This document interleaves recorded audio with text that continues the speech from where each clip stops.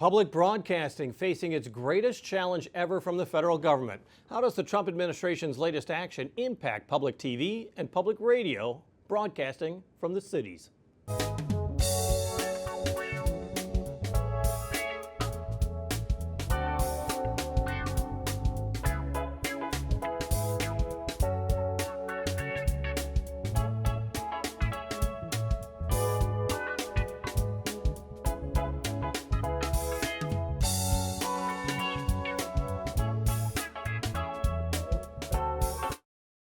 For decades, conservative politicians have looked to cut or eliminate funding for public broadcasting. The argument is twofold. One, it's argued there is already a universe of channels people can select to get quality programming that was not possible in 1967 when the Public Broadcasting Act was approved by Congress. And two, it's argued public broadcasters like PBS and NPR have a liberal bent that promotes progressive ideas while ignoring conservative voices. But public broadcasting advocates point to the wealth of educational and cultural programs that have taught millions of children, informed citizens, and provided free access to music and the arts to viewers and listeners no matter where they live.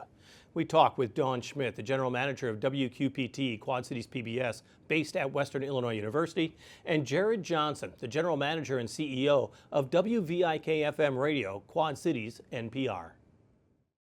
So we're seeing public broadcasting, radio and television, under fire like never before. And let's start with you, Jared. Is that NPR is being accused of so many different things. And you know that Republicans since Richard Nixon have looked to cut public broadcasting funding.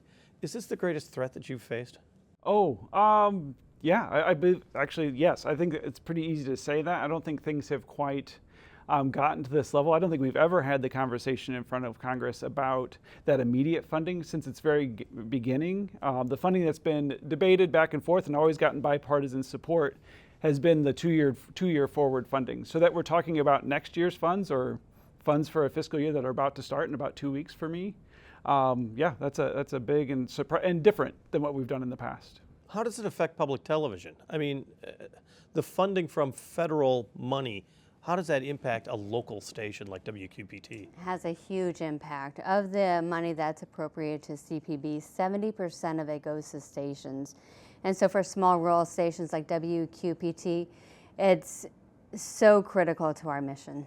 Well, and let's talk about CPB, which is the Corporation for Public Broadcasting, which was the funding arm that was created in 1967 in order to allocate money for public television and public radio.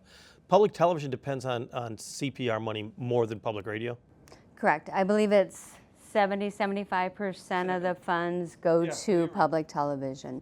Yeah, so, the split, so 75% of the funds go to public television and 25% to public radio. So for public television, it's a huge amount of money.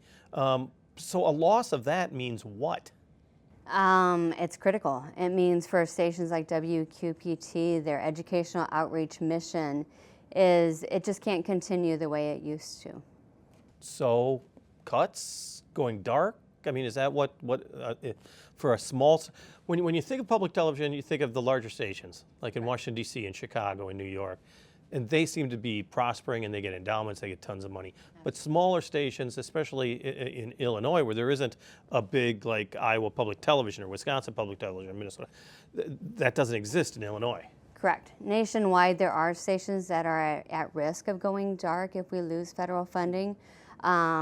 Here locally, we are choosing to stay optimistic, but we are looking at our operations and what will need to happen if the worst case scenario happens. And do you feel the worst case scenario is going to happen because of what you're hearing from the White House or even from Republicans in Congress? Well, if you listen to just that side, yeah, it is very scary. But we also know that we have very strong bipartisan support.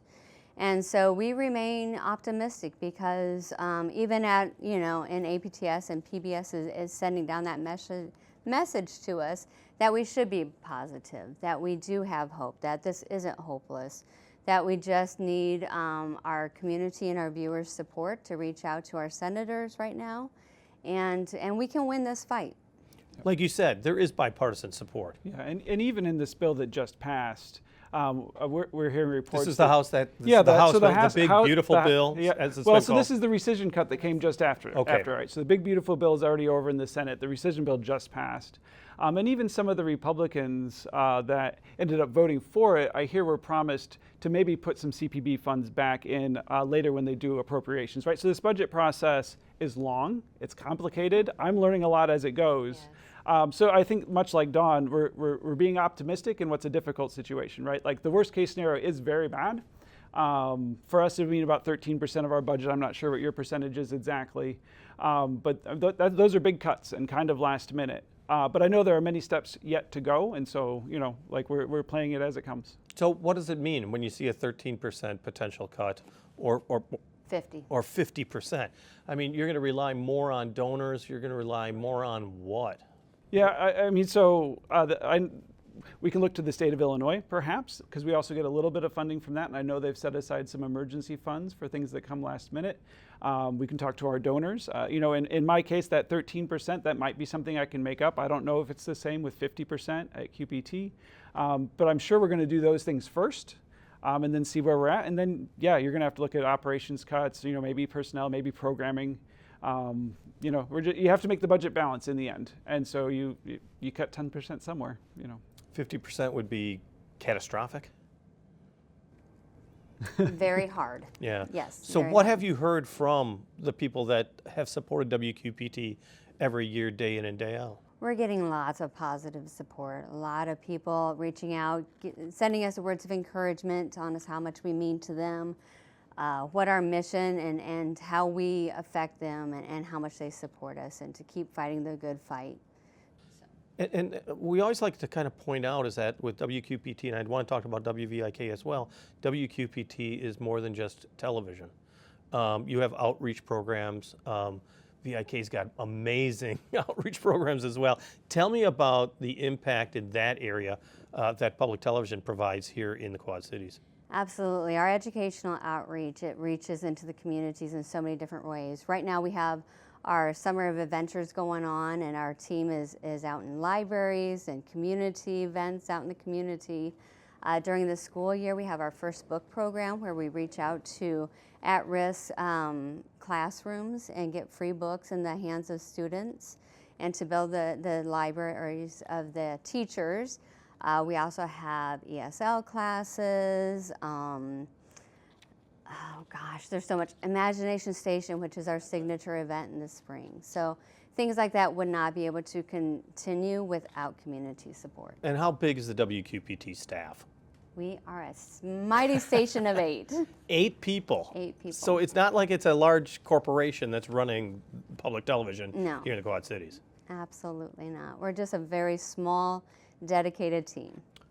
WVIK, pretty much the same. Yeah, basically the same size, about a half dozen of us there running the station. And we've got a lot of outreach programs. So the ones I like to mention kind of up top is we run a radio information service, so we call it APRIS.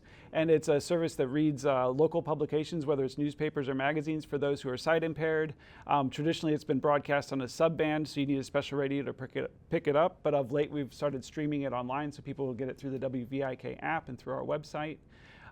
We also are very involved in emergency alerts.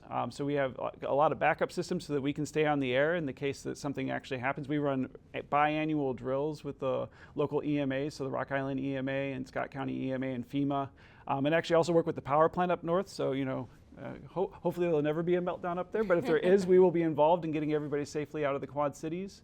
So these are the kinds of services that we provide for every Quad citizen, whether they listen to our radio broadcast or not, right?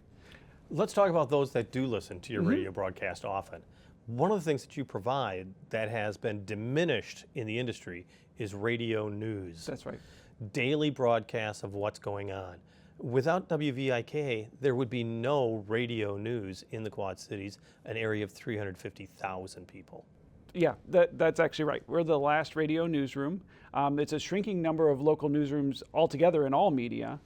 So yeah, that's a very difficult scenario. I often express it when I'm talking about it on air during our pledge drives that the Quad Cities is lucky because we still have a radio newsroom and we still have a few TV newsrooms and we still have a newspaper. A lot of the outlying areas, the truly rural areas that we serve, I mean, their local publications have gone away entirely. People are putting together flyers that they can put on their neighbor's doorstep just to get a little bit of local news out. Like we have some real news deserts developing in the U.S. At least we still have some here, but yes, if we had to suddenly take a 10% cut and cut at WVIK, that would be a big hit to local journalism. Well, and let's talk about that, because when it comes to supplying news, you are kind of all alone. That's right. I mean, not all alone. And actually, I think one of the benefits, silver linings, is I feel like we've gotten a little bit better about communicating with our other news partners in town, making sure that things do get covered. Yes, we are increasingly all alone. That's true. I guess the point that I'm trying to make is that without public television or public radio, there are areas of expertise that are no longer done by the commercial stations. Right. So what does WVIK provide that is so valuable on air? I mean, those daily newscasts. I mean, we actually have our two reporters, and then a team of Augustana students that come in every day and sift through everything that's coming in through our email inbox and everything that's going on in town. I mean, already it's very difficult for us to do any kind of investigative journalism, kind of those more in-depth things, because we just don't have the staff for that. But just keeping our local listener informed of what's happening around town, whether it's events or what's going on in the city council, decisions that were made that are going to impact what's going on in their schools or their local streets, getting all of that to air so that our listeners can remain active in the community. It's a vital service to the Quad Cities. And for WQPT, that people have been able to enjoy is a number of documentaries, more in-depth looks at certain issues, and it's something that's been ongoing by this TV station that isn't being done elsewhere. Absolutely. When we started it, you might know, we have a public affairs program. It's absolutely amazing. But when we started it 15 years ago. Right. This program started in was November. The only public affairs program at that time, and it has continued. We have an absolutely amazing host. Well, you're very kind. I was thinking more of other things that you're doing. And then we have our local productions. That's exactly it, We just did yes. Wharton Fieldhouse, Legacy of House of Legacy, excuse me. It had amazing community response. It was a story that the community has wanted told for a long time. So, and then we have the Lizzie McGee story down in Macomb about the real beginnings of Monopoly, and we've told so many other stories locally, and between our stories of service, which we're featuring, or where we featured local veterans. It's just important stories about our community that we are highlighting and bringing to light. Is it the key for WQPT, and I'll ask the same thing for WVIK, is that it is local? I mean, like I was saying earlier, is that, and I don't mean to dismiss other states, but Wisconsin Public Television is very Madison-centric. Minnesota Public TV and Radio, very Twin Cities. Iowa Public TV and Radio, Johnston and Des Moines. Is it important that that there's a local flavor here? Absolutely it is. There are other signals that reach this area, but we're the ones who are in the community. We're in the schools. We're doing outreach. We're listening to the voices of our community and wanting to uplift those voices. Same thing with WVIK. Absolutely. I mean, both we hear from our donors all the time during pledge drives. They appreciate those local things. And when they do find a program on another station in town that they want to listen to, they're always coming back because of that local content.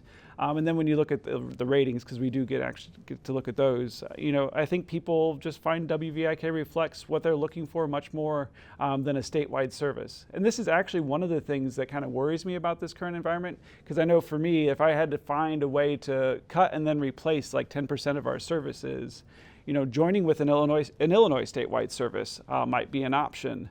And I would hate to ever lose kind of that local presence of WVIK, the Quad Cities public radio station right here. But when you have these kinds of cuts, those are the things that come into conversations. The real criticism of public broadcasting is twofold. One is that you can get 1,000 different stations on satellite or streaming. And number two is that it's a liberal bent when it comes to coverage. Let's start with NPR and radio. You hear that criticism a lot. Let's start with the liberal bent. Is it that public radio is more progressive than perhaps the general public?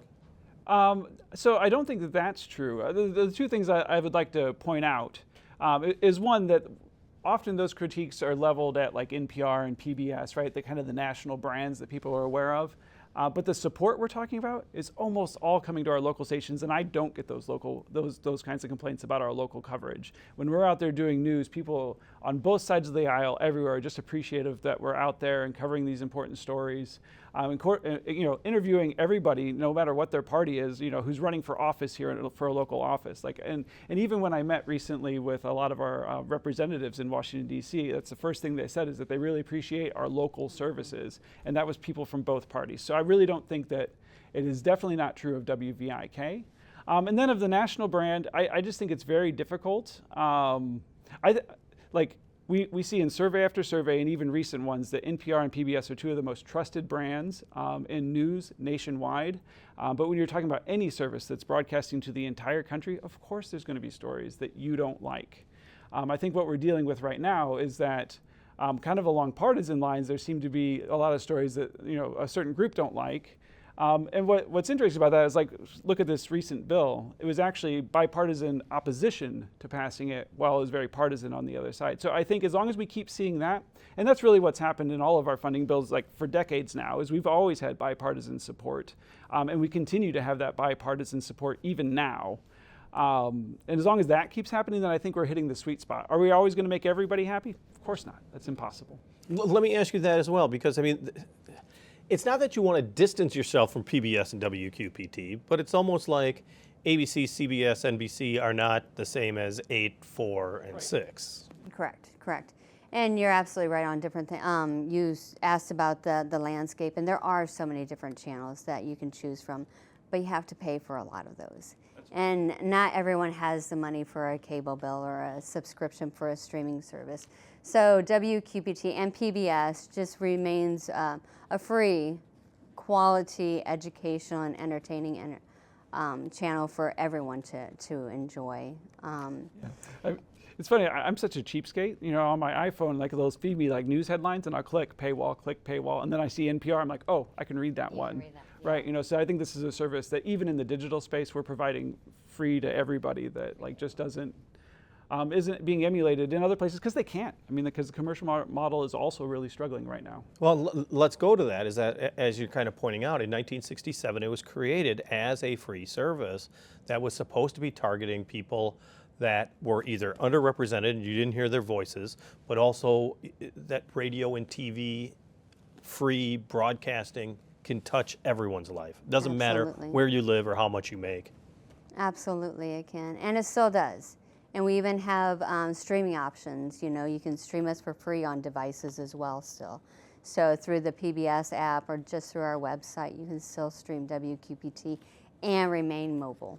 Yeah, and just a lot of us professionals and students have access to the mobile devices with the streams and all this stuff, but really not everybody does. I know for radio, and I don't know the stats on TV, but I know they're much higher than anything online. Radio reaches 99% of Americans, and no other media does that. So to keep good, solid, local, national, and international news available on radio is itself an important thing. So why do you think that the federal money from the Corporation of Public Broadcasting, or any of the federal entities or state entities that pay into WVIK's operations, why is it a good investment? Well, in our case, that's seed money, right? That's 10% of our budget. 90% of our budget happens right here in town, right? So you kind of plant that seed, and then you get all kinds of local support. 60% of our support comes from local listeners, thousands of people who give $5, $10, $15 a month. That just doesn't happen probably without that initial seed, right? We don't have the ability to kind of start and to build a lot of the infrastructure that we build to make that happen. And then you see so many local partners come along, and that happens station after station. The amount of money given, it comes to about $1.60 per person per year, which is nothing in today's dollars, $1.60. And that produces the entire public radio and public television system. So it's just so exponentially, what you get from that investment is so large that it's surprising that it's debated. Same And- thing. I mean, Yeah, PBS provides so much more than just programming for us. They help with the transmission of our signal. They help pay for music rights and copyrights. And all those things you don't there's- think about. There's Right, so yeah. many things that people don't think about that it helps to provide, and the support it provides for the system as a whole. Well, and as you said, you've been talking to lawmakers. What's the message that you've been giving to lawmakers? The message we've been giving them is that we're a vital resource for our community. Our community supports us. We're a wise investment. We're reaching the underserved, but they give us a little bit of money and then we make a lot out of it. Because everything, little bit they give us, the seed money, we just, do a lot with it. We help to. I'm sorry, I can't think of the word I'm thinking No, of, that's fine. but we just do tenfold with it. So, what are you telling to your faithful listeners? Are you telling them, brace for these problems? We may need your help. What do you say to the listeners right now at WVIK? No, I feel like that's very close to our message. We're trying to be very straightforward, very transparent, let people know what is going on, and not to catastrophize, right? Like some of these things may not come to pass. We're trying to watch them very closely, but send out lots of messaging, and then just, reminding folks that like the stronger position we're in now, when and if whatever does happen, it will just help, right? So if they're in a position to give and to support now, it would just be great to get that to happen. Whatever they can do to communicate to the government, whatever they can do to help support us now, and in the meantime, we'll just keep them informed as things develop. And it's the same thing for QPT. Absolutely. Our first message to our viewers and donors is thank you. They've supported us for 43 years now. We do what we do because of the community. So thank you, but we need your help now. So contact your senators, let your legislators know that we're important to this community and that they need to keep us around. One last question, that of course is, you are in the middle of budgeting. I mean, how do you plan for a future that is so uncertain right now? It is very hard. It is very hard, and we're hoping for the best. So, of course, that is the way we are budgeting. But I'm thinking ahead to what could happen and what can I control at this point in time without cutting services to my community if I don't need to.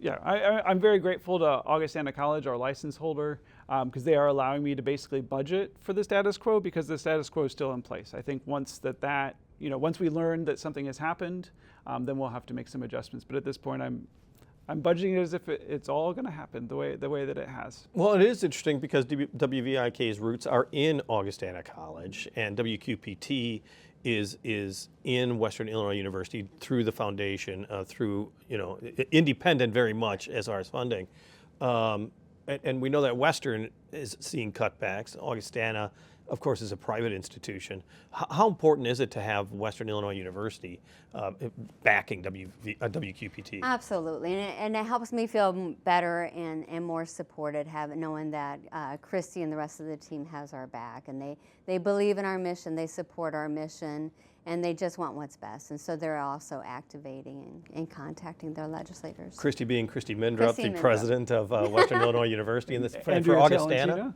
Andrea Talentino. Yeah. What? But sorry. but to have the backing of Augustana. Oh yeah, no, that's what I was saying. Like to have their support, and really, for decades since we opened in 1980, they've just been a great license holder and director for WVIK. So yeah, we couldn't have a better partner in them. On day-to-day operations, we're very involved. You would never see that on air, but the backside, they're very supportive. So your message to WVIK listeners? Hang in there. We've got, like I said, we're trying to remain as optimistic as we can in this situation. We know it's difficult, but yeah, you won't be able to find better information about what's going on, whether it's at WVIK or other places, any place other than on our air. So keep listening, keep giving, keep supporting, and thank you so much for what you've done over the decades. And your message to WQPT viewers? Thank you so much. Keep watching, keep tuning in. Let us know how we're doing. Give as you can, and call your legislators. Let them know how important we are. Our thanks to Dawn Schmitt, the General Manager of WQPT TV, Quad Cities PBS, and Jared Johnson, the General Manager and CEO of WVIK FM, Quad Cities NPR Radio. Still to come, the civic spark that helped form the man who leads the Martin Luther King Jr. Center. But first, a look at area events, thanks to Visit Quad Cities. Check out the things to do this week in the Quad Cities. Start your week off by checking out the German American Heritage Center and Museum for free all of July. Then get ready to laugh at the Comedy Sports World Championship at the Spotlight Theater. Next, head out to the Iowa 80 truck stop to enjoy the Walcott Truckers Jamboree.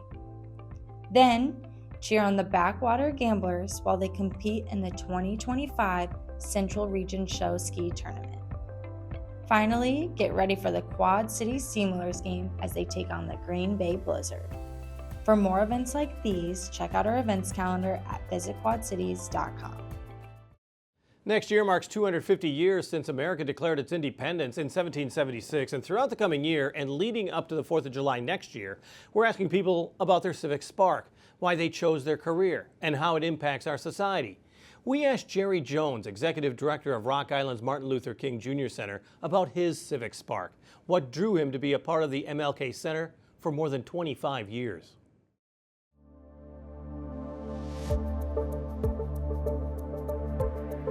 It's really simple for me. It is the concept of freedom of speech. It is the ability to be able to espouse different ideas in an open forum without being jailed or sequestered, especially during this incredible time of such polarization from left to right and even in the middle. This is where we can find middle ground and really push our nation to be better than it is now, to really realize the potential that exists in this great experiment.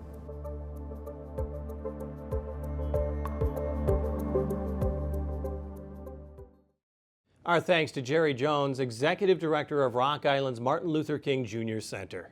On the air, on the radio, on the web, on your mobile device, and streaming on your computer. Thanks once again for taking some time to join us as we talk about the issues on the cities.